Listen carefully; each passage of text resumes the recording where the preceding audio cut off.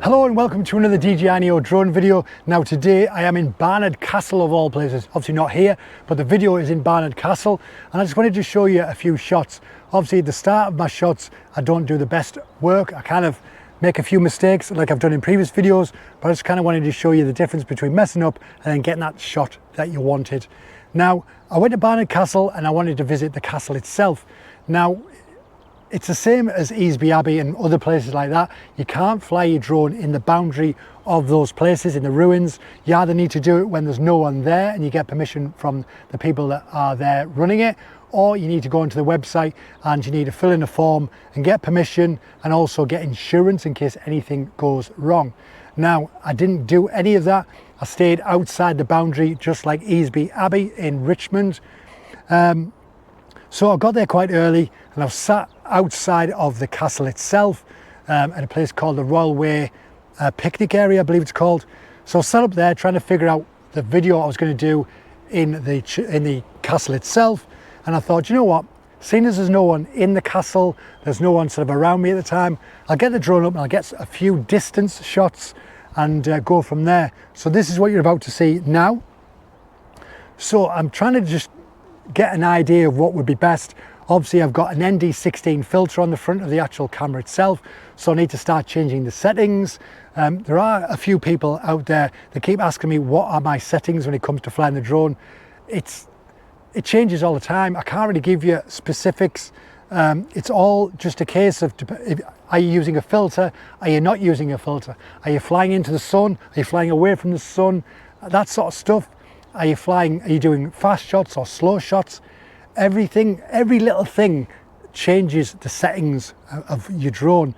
Now obviously when it comes to sort of sharpness and noise, I kind of take all of that out, because if you need to add anything into a video, you can do that in the edit.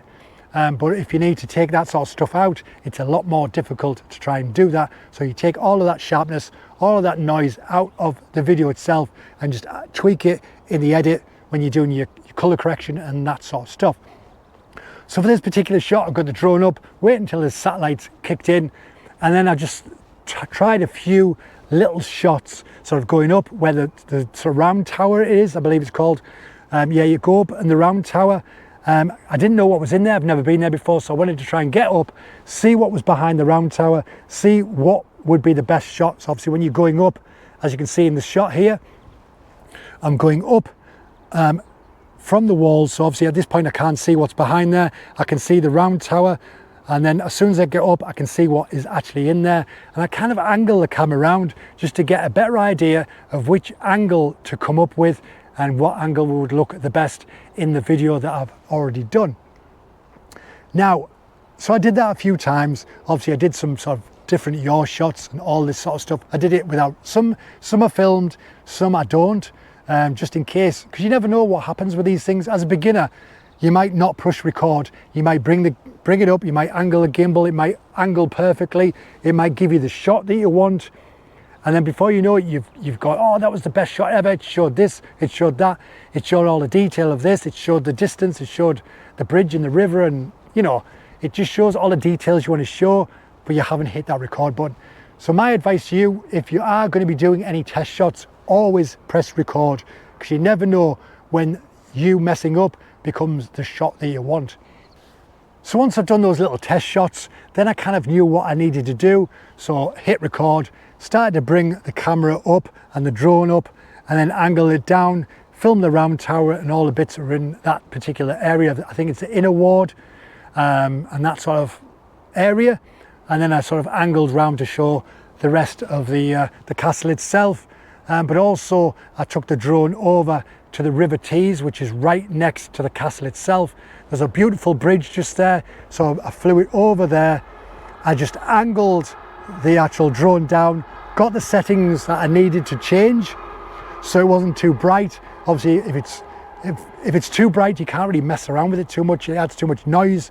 So I tend to sort of bring it down and add a little bit of brightness if it's needed in the edit.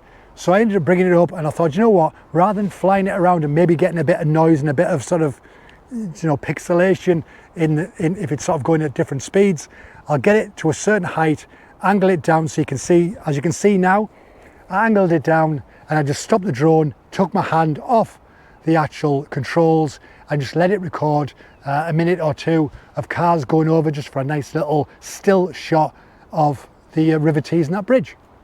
But yeah, it was just I just thought it was two lovely little shots just to add to my castle video that I've done. If you haven't seen that, check it out. It's a really fun video and educational as well.